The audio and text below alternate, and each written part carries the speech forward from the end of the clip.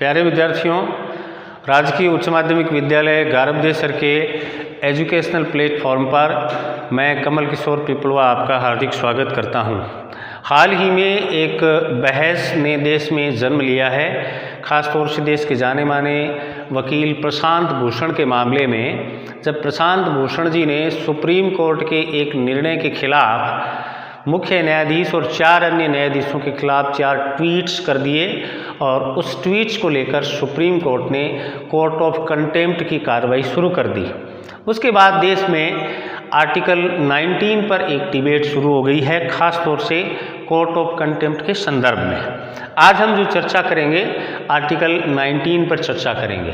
भारत के संविधान में भाग 3 में आर्टिकल 19 और ख़ास तौर से फंडामेंटल राइट्स दिए हुए हैं।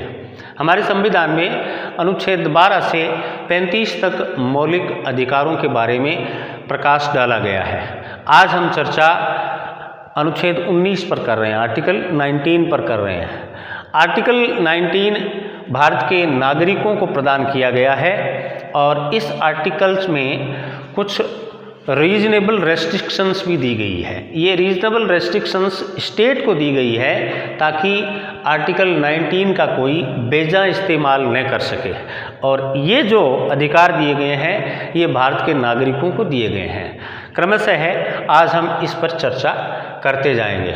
आर्टिकल 19 क्लास 1A में जो जिक्र है वो FOSC का है, freedom of speech and expression का है, जिसके बारे में देश भर में काफ़ी बार चर्चाएं हुई है, चाहे समाचार पत्रों की आज़ादी को लेकर रही हो और चाहे आज़ादी से पहले भी बहुत सारी चर्चाएं इस अधिकार को लेकर रही हैं। ये अधिकार freedom of speech and expression, जिसमें व्यक्ति द्वारा बोलने, लिखने, पेंटिंग बनाने और उन तमाम तरह की स्वतंत्रताएं उसको दी गई है, लेकिन इसको रेस्ट्रिक्ट भी किया गया है। ऐसा नहीं कि इसकी निर्बाध अभिव्यक्ति वो कर सकता है।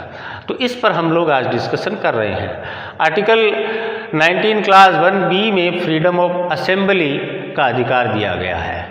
हम लोग कोई कॉमन इश्यू को लेकर के किसी एक जगह पर एकत्रित हो सकते हैं, चर्चा कर सकते हैं, लेकिन उसको भी प्रतिबंधित किया गया है। हमारे स्टेट की सॉवरेनिटी, इंटीग्रिटी और पब्लिक ऑर्डर को अगर कोई डिस्टर्ब करता है तो उस पर प्रतिषेध आरोपित किए गए हैं। ऐसा नहीं कि कोई भी किसी भी कारण से कहीं भी इकट्ठा हो सकता है। आर्टिकल 19 क्लास 1C में फ्रीडम ऑफ एसोसिएशन का हवाला है। हम लोग यूनियन बना सकते हैं, हम लोग किसी सामान्य उद्देश्य को लेकर के कोऑपरेटिव सोसाइटीज़ का गठन कर सकते हैं और हम लोग एसोसिएशन का निर्माण कर सकते हैं, लेकिन उस पर भी स्टेट को कुछ प्रतिबंध आरोपित करने का अधिकार दिया गया है। वो भी सॉवरेनिटी, इंटीग्रिटी, पब्लिक ऑर्डर और मोरालिटी के मामले में उसको भी प्रतिबंधित किया गया है। इसी तरह फ्रीडम ऑफ मूवमेंट में पूरे इंडियन टेरिटोरी में कहीं भी हमें भ्रमण की इजाज़त होगी, स्वतंत्रता होगी, लेकिन इस स्वतंत्रता को भी संकुचित किया जा सकता है जनरल पब्लिक इंटरेस्ट और शेड्यूल्ड ट्राइब के मामलों में। जहाँ पर हमारी शेड्यूल्ड ट्राइब्स रहती है वहाँ पर उस स्टेट्स में इसको प्रतिबंधित किया गया है। वहीं फ्रीडम ऑफ रेजिडेंस की भी स्वतंत्रता हमारे यहाँ प्रदान की गई है, निवास की भी, इसको भी इसी आधार पर प्रतिबंधित किया गया है। एक अधिकार हमारे संविधान में राइट टू प्रॉपर्टी का भी था, आर्टिकल 19 क्लास 1F में, जिसको अब डिलीट कर दिया गया है। 44वें संविधान संशोधन अधिनियम द्वारा 1978 में इसको विलोपित करते हुए इसके स्थान पर अनुच्छेद 300A के जरिए संपत्ति के अधिकार को विधिक अधिकार बना दिया गया है, लीगल राइट्स बना दिया गया है। इसके अलावा आर्टिकल 19(1)G में right to profession, occupation and trade और बिजनेस, इसकी स्वतंत्रता दी गई है। व्यापार, वाणिज्य और अध्यवसाय या वृत्तियाँ ये निर्वाह करने के लिए इसकी स्वतंत्रता दी गई है, लेकिन इसमें भी स्टेट मोनोपोली रखी गई है। राज्य को कुछ अधिकार दिए गए हैं, वो टेक्निकल क्वालिफिकेशंस और प्रोफेशनल क्वालिफिकेशंस की डिमांड कर सकता है और इन व्यापारों को नियंत्रित करने का अधिकार भी राज्य को दिया गया है। इस तरह से हमारे संविधान में ये 6 प्रकार की आर्टिकल 19 में स्वतंत्रताएं दी गई है और इन स्वतंत्रताओं को आर्टिकल 19(2) में रेस्ट्रिक्ट भी किया गया है, प्रतिबंधित भी किया गया है। और ये रेस्ट्रिक्शंस सुप्रीम कोर्ट की अलग अलग समय में आई व्याख्याएं बताती है कि इनको तार्किक आधार पर, युक्ति युक्त आधार पर प्रतिबंधित किया जा सकेगा।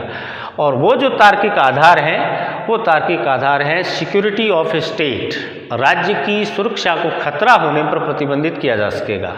पब्लिक ऑर्डर अगर डिस्टर्ब होता है, लोक आज्ञा में किसी भी प्रकार का विघ्न होता है तो राज्य इस पर प्रतिबंध आरोपित कर सकता है। अलावा इसके friendly relations with foreign states, विदेशी राज्यों के साथ संबंध निर्वहन के मामले में भी प्रतिबंधित किया जा सकता है। डिसेंसी एंड मोरालिटी, नैतिकता के मामले में भी इसको प्रतिबंधित किया जा सकेगा। कंटेम्प्ट ऑफ कोर्ट, न्यायपालिका की अवमानना के मामले में भी प्रतिबंधित किया गया है। हाल ही में जो बहस चल रही है जाने माने वकील प्रशांत भूषण और सुप्रीम कोर्ट के बीच में, वो कंटेम्प्ट ऑफ कोर्ट के मामले में ही है। डिफेमेशन, क्रिमिनल डिफेमेशन को लेकर भी हमारे देश में अलग अलग समय में अलग अलग चर्चाएं रही है। कहा यह जाता है कि क्रिमिनल डिफेमेशन लॉज हैं वो अनकॉन्स्टिट्यूशनल है कि नहीं है, इस पर भी हमारे देश में पब्लिक प्रोसेशन में चर्चा है, इस पर भी डिबेट है। तो इसमें क्या होता है, पब्लिक क्रिमिनल डिफेमेशन के केस में कि कोई भी व्यक्ति अपनी freedom of speech and expression का इस्तेमाल करने के क्रम में किसी व्यक्ति के खिलाफ कुछ आरोप या बात कह देता है जिससे उस व्यक्ति की पर्सनल रेपुटेशन डाउन हो सकती है। इसलिए वो व्यक्ति जिसकी पर्सनल रेपुटेशन डाउन हुई है वो क्रिमिनल डिफेमेशन का केस उसके खिलाफ कर सकता है। तो ऐसे मामलों में फिर लोग जो बोलने की आज़ादी है उसका इस्तेमाल बहुत सोच सोच कर करते हैं। तो इस मामले में पूरे देश में लंबे समय से बहस चल रही है और पहले भी चली, जिसमें सुब्रमण्यम स्वामी ने एक सुप्रीम कोर्ट में याचिका दाखिल की थी सुब्रमण्यम स्वामी वर्सेज यूनियन ऑफ इंडिया के मामले में। फिर सुप्रीम कोर्ट ने एक व्याख्या दी। सुप्रीम कोर्ट का कहना था कि ये जो freedom of speech and expression है उसका और पर्सनल रेपुटेशन का बैलेंस पूर्ण यानी संतुलित इस्तेमाल हमें करना चाहिए। तो एक प्रकार से इसको, ये जो मामला है पर्सनल रेपुटेशन का, उसमें उसकी भी सीमाएं तय की गई और freedom of speech and expression की सीमाएं भी तय की गई। इसके अलावा जो रेस्ट्रिक्शंस की बात करें तो इंसाइटमेंट ऑफ एन ऑफेंस, किसी भी आपराधिक कृत्य करने के लिए अगर कोई व्यक्ति उकसाता है तो उस मामले में भी ये स्वतंत्रताएं संकुचित की गई हैं। राष्ट्र की संप्रभुता और अखंडता के मामले में भी इसको संकुचित करने का प्रयास किया गया है। तो कुल मिलाकर हमारे संविधान में आर्टिकल 19 को रेस्ट्रिक्शंस के जरिए संतुलित भी किया गया है, वहीं नागरिकों के लिए ये स्वतंत्रताएं देकर लोकतांत्रिक समाज की स्थापना का प्रयास भी किया गया है।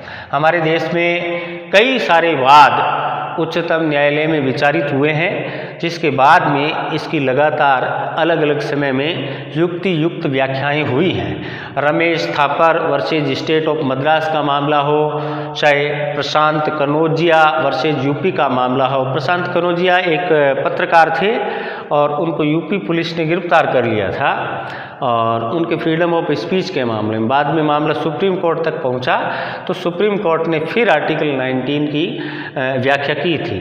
आर राजगोपाल वर्सेज तमिलनाडु का मामला हो और चाहे यूपी वर्सेज राजनारायण का मामला हो, उसके बाद में आरटीआई एक्ट 2005 भी इसी अधिकार के तहत हमें मिला था। सूचनाएं रखने का, एक्सप्रेशन करने का और अपने व्यूज और ओपिनियन को गुप्त रखने का ये अधिकार हमें मिला।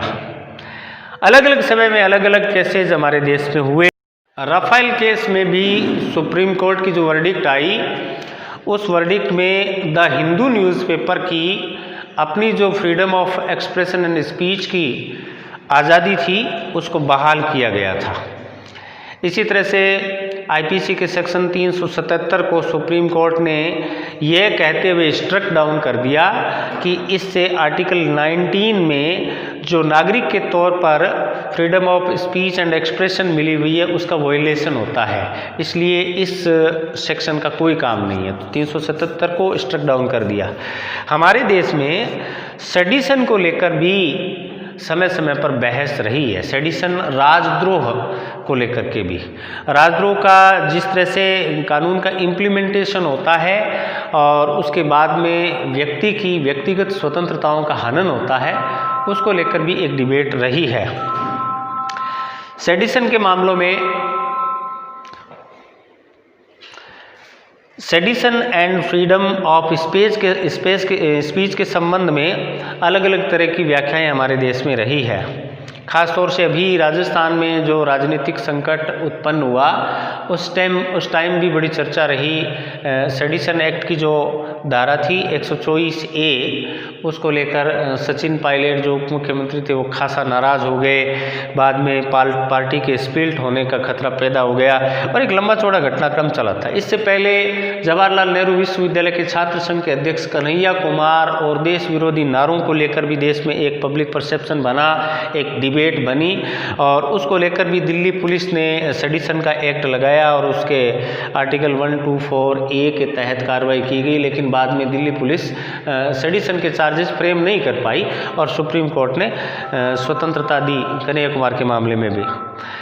इस संबंध में हमारे देश में कई प्रकार के केसेस हुए हैं अब तक सुप्रीम कोर्ट में। एक केस बहुत चर्चित है, संस्कार मराठे वर्सेज महाराष्ट्र का केस। उसमें लंबा चौड़ा डिस्कशन राजद्रोह के मामलों में हुआ। एक चीज़ क्लियर करना चाहूँगा, राजद्रोह और देशद्रोह दो अलग अलग चीज़ें हैं, इनको एक न माने। असीम त्रिवेदी एक कार्टूनिस्ट थे जिन्होंने अपने कार्टून बनाए थे। उस कार्टून्स को लेकर ऑब्जेक्शंस हुआ। लोगों ने ऑब्जेक्शन किया कि कोई भी व्यक्ति, चाहे वो कलाकार ही क्यों ना हो, वो पार्लियामेंट, कॉन्स्टिट्यूशन और नेशनल एम्ब्लेम को गलत तरीके से प्रेजेंट नहीं कर सकता। इसको लेकर सुप्रीम कोर्ट में याचिका लगी। सुप्रीम कोर्ट ने इसकी व्याख्या करते हुए कहा कि स्ट्रॉन्ग क्रिटिसिज्म और डिसलॉयल्टी, इन दोनों शब्दों का अर्थ प्रकट किया था और लास्ट में असीम त्रिवेदी को मुक्त किया था, बरी किया था उसके चार्जेस से। सुप्रीम कोर्ट ने यह भी कहा कि freedom of speech and expression को कोई भी नागरिक इजीली इंजॉय कर सकता है, सिर्फ रेस्ट्रिक्शंस को डिस्टर्ब नहीं करना होता है। तो इस तरह से इस सेडिशन और फ्रीडम ऑफ स्पीच के मामले में भी देश में बहस रही। एक बहस राइट टू असेंबली पर भी रही। हमारे देश में केस हुआ कामेश्वर प्रसाद बनाम बिहार राज्य का मामला। कामेश्वर प्रसाद बिहार राज्य के मामले में बिहार सरकार के कुछ कर्मचारियों ने पब्लिक डेमोन्स्ट्रेशन में भाग लिया था और पब्लिक डेमोन्स्ट्रेशन में भाग लेने से बिहार सरकार ने उनको रोका था। बिहार सरकार के सर्विस कंडक्टिंग रूल्स की धारा 4A के तहत बिहार सरकार का तर्क था कि राज्य कर्मियों को ऐसा नहीं करना चाहिए। बाद में सुप्रीम कोर्ट ने इसकी व्याख्या करते हुए कहा था कि राज्य कर्मियों को भी नागरिक माना जाता है, वो भी नागरिक ही होते हैं और आर्टिकल 19 जो है वो समस्त नागरिकों के लिए होता है। इसलिए राज्य कर्मियों के अधिकारों को संकुचित नहीं किया जा सकता। राज्य कर्मी पब्लिक डेमोन्स्ट्रेशन में अपने विरोध के अधिकार को लोकतांत्रिक तरीके से प्रकट कर सकते हैं, बशर्ते वो रीजनेबल रेस्ट्रिक्शंस को ब्रेक नहीं करें। अगर इनको ब्रेक करते हैं तो उन पर प्रतिबंध या प्रतिषेध आरोपित किए जा सकते हैं। तो इस तरह से हमारे देश में जो आर्टिकल 19 पर जो लंबी चौड़ी बहस आज़ादी की बाद भी चली, जब हमारा संविधान बन रहा था तो संविधान सभा में भी H.A. कामत, डॉक्टर भीमराव अंबेडकर, इन्होंने खूब सारी इस पर डिबेट की थी। 200 सालों की गुलामी के बाद में ये लोकतांत्रिक अधिकार हमें मिला था और इस अधिकार के बदौलत हम आज डेमोक्रेसी को एक्सरसाइज कर रहे हैं। तो आज के डिस्कशन में हम आर्टिकल 19 पर ही चर्चा कर रहे थे। भविष्य में हम हिंदी के कुछ विषयों पर भी चर्चा करेंगे और राम मंदिर का जो फैसला आया है इस पर भी हम भविष्य में चर्चा करेंगे। धन्यवाद।